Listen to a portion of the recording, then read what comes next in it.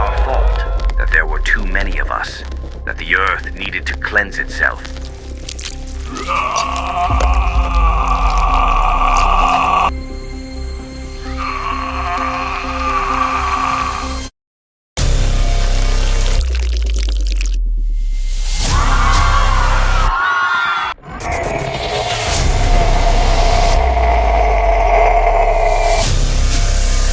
You've been a part of us from the beginning.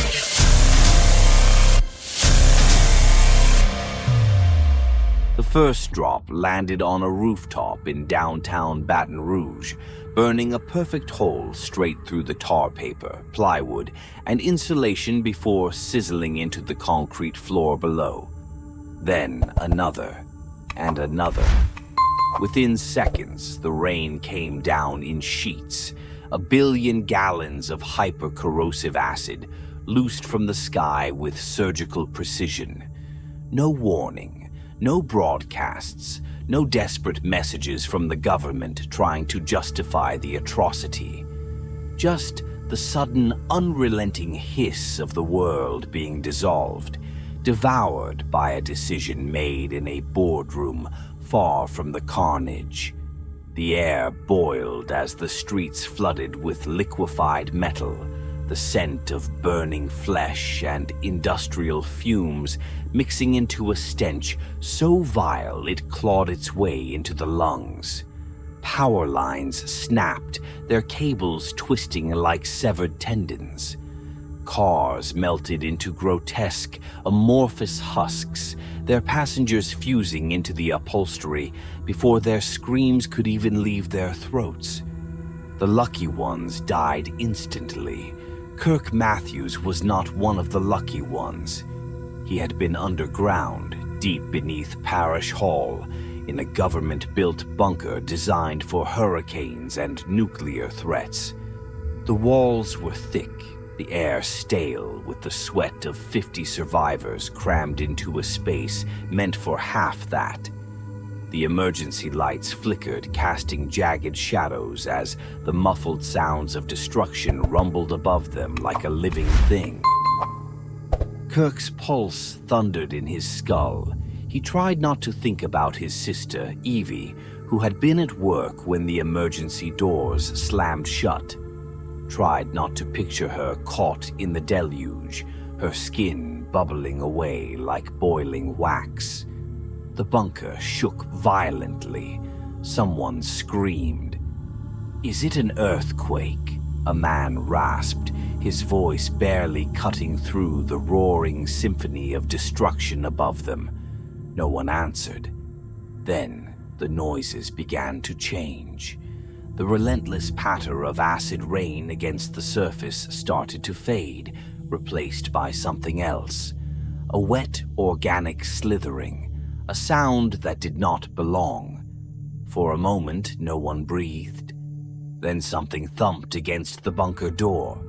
The first time was soft. The second time harder. The third time it was scraping.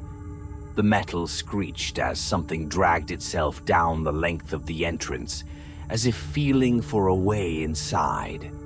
Kirk took a slow, careful step backward, his breath shallow. His fingers twitched toward his belt, where a rusted hunting knife hung. A useless relic in the face of whatever was out there.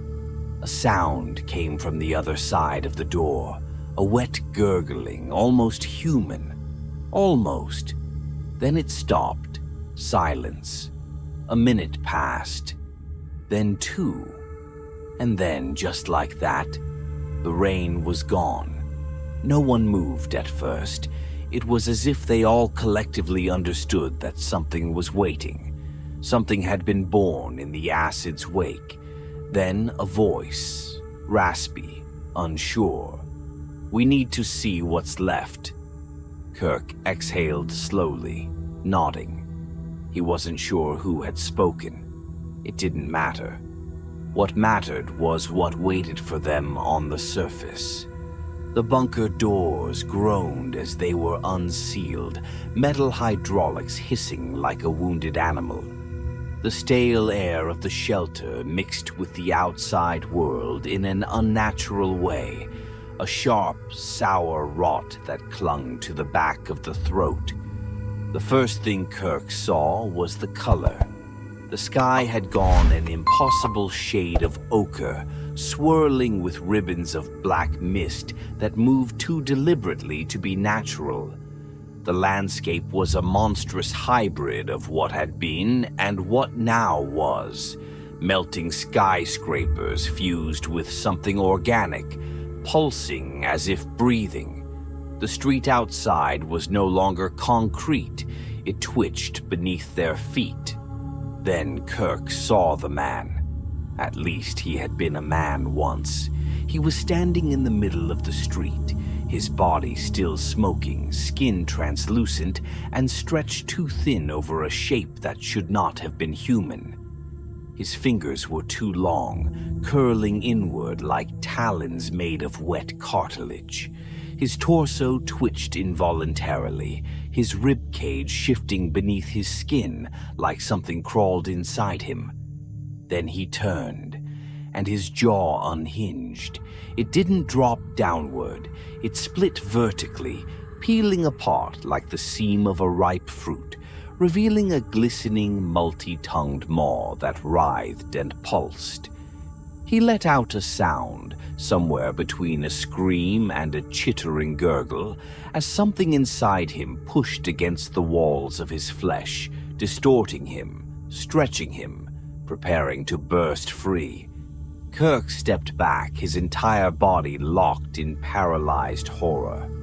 The thing lurched forward, its movements jagged and unnatural, like a marionette being controlled by too many strings.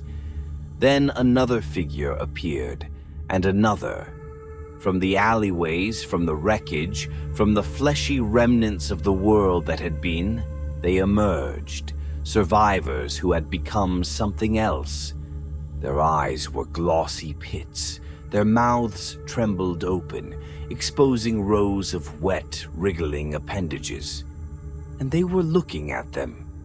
The world had changed, and it was hungry. The world was growing. It had been 3 weeks since the sky opened and the acid rained down. 3 weeks since the streets turned into pulsing tissue, since the buildings began breathing, since the first of the changed began to appear. Kirk and his group had been moving west, skirting the edges of what used to be civilization. The land was no longer familiar. What should have been highways were now arterial pathways, roads covered in a slick, veined membrane that squirmed beneath their feet. The trees that hadn't been reduced to sludge had been remade, their trunks thick with coagulated flesh, their branches lined with tooth-like protrusions that caught the wind and clicked together like insects chittering. Then came the meat fields. They saw them first just outside the remnants of Houston. Kirk had thought, hoped, they were just bodies, melted down corpses left to rot under the unnatural ochre sky. But as they got closer, the truth became impossible to deny. They weren't dead. They were rooted. A man stood in the center of the field, or at least what was left of him. His ribcage had split open, his torso spread like an obscene flower in full bloom. The skin of his arms had been peeled back, tendrils extending from the muscle beneath, snaking deep into the ground as if he had become a part of the landscape itself. He was trembling. And then he breathed. The exposed tissue of his torso swelled with each inhale, deflating with each exhale, his lungs still somehow working despite being split wide open. His head lolled forward, but his eyes were moving, scanning the air blindly, wet lips parting, twitching, struggling to form something that might have once been words. Then he wasn't alone. Kirk spotted more of them, Rows of figures, some fully formed, others in varying stages of transformation. Some were missing limbs, their stumps stretching out into the ground, veins and tendrils burrowing deep, fusing them to the landscape. Others were flattened, their torsos swallowed by the flesh-like terrain, leaving only their heads exposed. Some still blinked, their expressions frozen in grotesque half-screams, lips peeled back over gums that had been overtaken by thin, wriggling filaments. "Jesus Christ," Lydia whispered, her voice trembling. No one else spoke.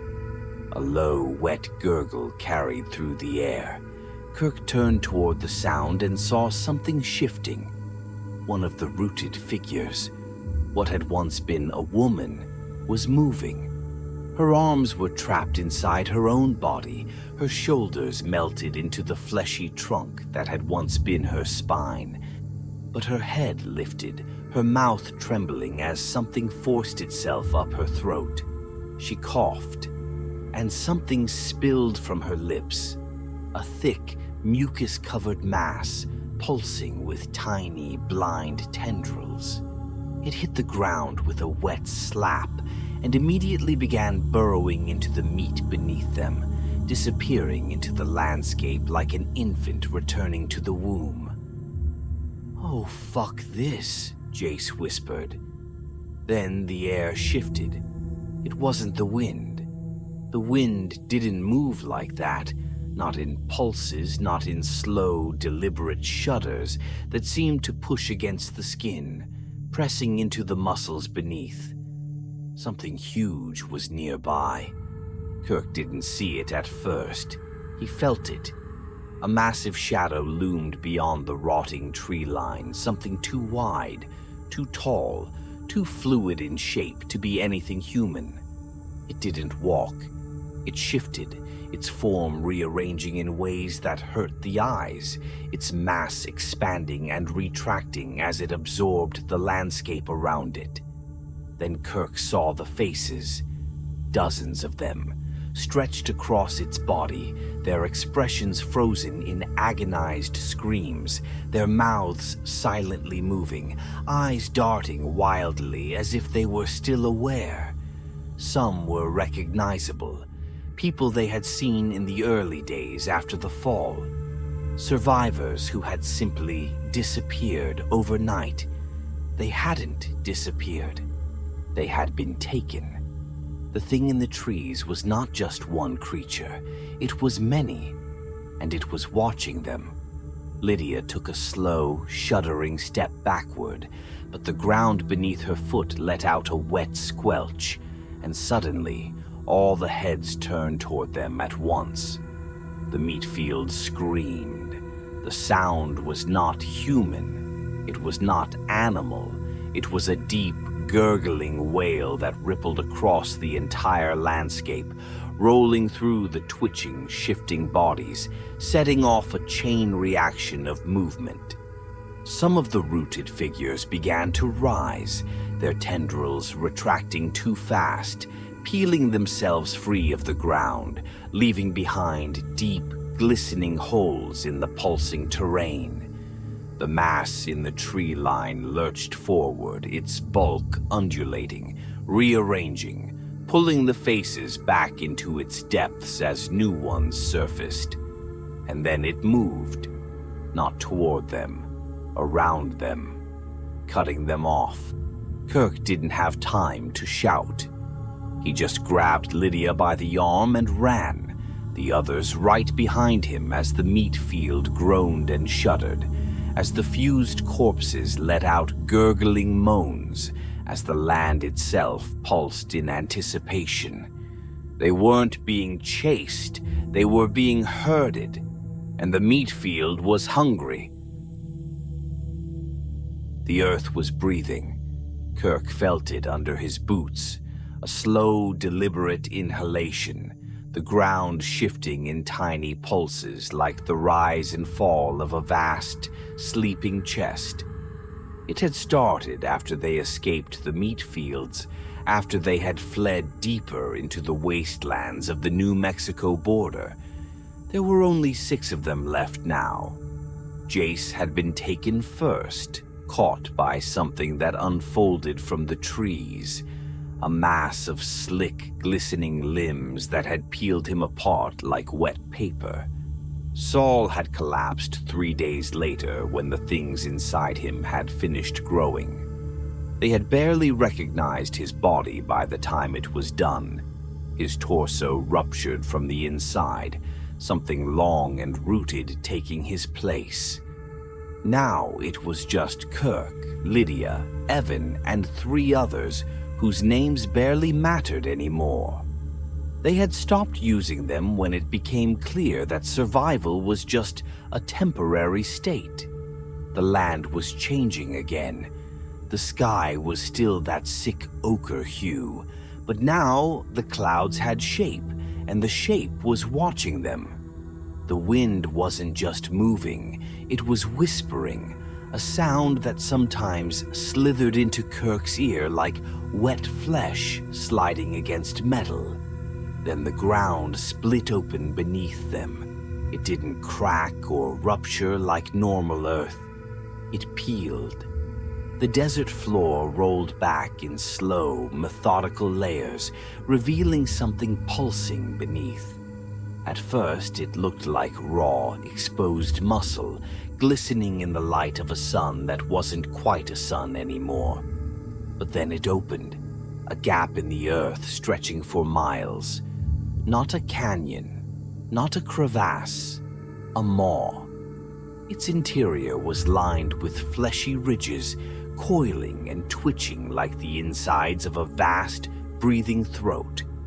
There was no bottom, just an infinite darkness, broken only by the occasional glint of something wet and moving deep inside. Lydia had already begun whispering to herself. "It's awake," she murmured, her voice hitching. "It's awake, it's awake, it's awake." Kirk barely heard her. He was staring at the edges of the maw, at the things rising from within it. They weren't people anymore. They had been, but now they were something else. Skins draped like loose sheets over bodies that had outgrown their bones. Eyes that had melted into their own sockets, replaced with coiling black tendrils that pulsed in slow, hypnotic waves. Their hands had split down the middle, lengthened into multi-jointed appendages, their movements jerky, insectile. They did not speak, but they knew. Kirk felt it, a pressure in his skull, something that felt like fingers pressing against his brain from the inside, sifting through his thoughts, curling into the deepest recesses of his mind like a parasite slipping into place. Evan let out a sharp, choked sob, then his body convulsed. Kirk spun just in time to see the veins rising beneath Evan's skin, bulging like something alive was burrowing through him. His spine arched unnaturally, his mouth stretching too wide, his lips splitting at the corners. Then he spoke, but it wasn't Evan's voice. It was many voices layered together, wet and trembling, a sound that came from beneath the earth, from the things watching in the maw. "Below, it opens, it calls you." Evan's body snapped in half, not at the waist, vertically. His ribcage peeled apart like unfolding wings, his organs still pulsing as they spilled onto the ground, connected by thin membranous strands that quivered like dying nerve endings. And from inside him, something else crawled out. It was slick, multi-limbed, its body coated in a mucus sheen, its elongated fingers dripping with pieces of what had once been Evan's lungs. It clicked its teeth, a row of needle-like protrusions glistening beneath folds of wet, trembling flesh. Then it spoke again. and this time the voice came from inside Kirk's skull. "It is time." Kirk grabbed Lydia and ran. The others were already lost, their bodies seizing, their mouths widening, their bones softening into something new. The maw was no longer just open, it was calling, and the land was answering. The world was gone. Kirk had stopped thinking in days. Time didn't mean anything anymore. Not in this place, not in the new earth that had been carved from the bones of the old one. The sky was lower now, pressing down in thick, ochre-colored folds, pulsing like stretched skin. The wind was a wet breath, moving in slow, rhythmic waves, and the ground was hungry. He could hear it, felt it, a deep shuddering inhale, followed by the slow, sticky exhale of something vast and alive, something waiting, something digesting. It had been growing for weeks, months maybe, its veins threading through the land, its flesh blooming through the remnants of human civilization. There were no cities left, no streets, no ruins, just the maw, and the feeding ground that stretched for miles around it. Kirk stumbled forward, his bare feet sinking into the pliant, pulsing surface. His boots had rotted away days ago, along with the rest of his clothes. The fabric hadn't been dissolved, it had been absorbed, pulled into the ever-hungry landscape, just like everything else. Just like Lydia. She had been the last one. She hadn't screamed when it took her. She had just looked at him, her body already folding, already sinking into the earth, her bones softening into pliable meat, her mouth opening to speak. But the words had been swallowed by the tendrils pushing up her throat. Now there was only him, and the thing that had been waiting for him.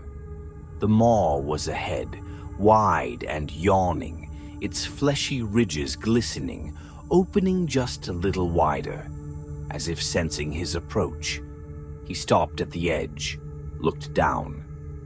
The depth of it was infinite. Inside, things moved, their shapes constantly shifting, merging, pulling apart, reforming into things with too many limbs, too many mouths, too many eyes that weren't eyes. They were calling to him, not with voices, with thoughts. Images slithered into his mind, visions of what came next, a world where there was no earth and no sky, no bodies, no pain, only flesh, a single endless organism, one that had been waiting so long to be whole again. Kirk felt something stir in his chest, a deep, aching pull. He looked at his arms. His veins were moving, shifting beneath the skin like roots pushing through soil. His ribs had begun to soften, his breathing coming in wet, shuddering gasps, his flesh no longer quite his own. He had never stood a chance. The rain had been the first step, the catalyst, the signal. The acid hadn't been meant to destroy humanity. It had been meant to prepare it, to unmake it, to make room for what had been waiting beneath. Kirk's legs buckled. He dropped to his knees at the maw's edge, his body already sinking, his bones dissolving, the first tendrils slithering into his skin, burrowing deep, wrapping around his spine, his skull, his thoughts. Somewhere in the distance, he heard a sound, a deep, rumbling heartbeat. Not his own, not the planet's. Something older, something that had been waiting for eons. Kirk's lips parted, but there were no words left, only hunger. And finally, he let go. The maw closed around him, and the world was whole again.